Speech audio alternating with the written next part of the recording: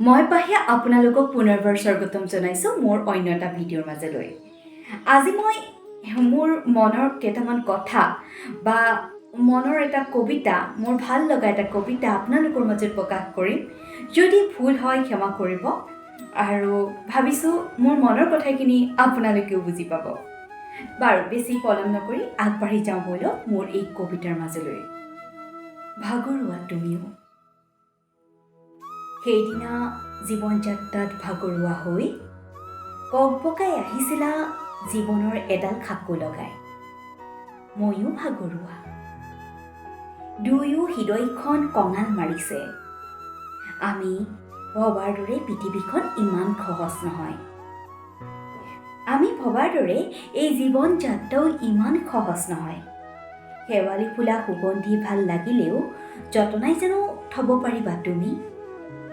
পোৱাৰ নোপোৱাৰ হিচাপ নাৰাখি কেতিয়াবা হৃদয়খন উত্তাল হ'ব দিবা, আৰু সেই উত্তাল দাবী মোক হ'ব দিবা। এয়াই তোমাৰ প্ৰতি থকা কামনা।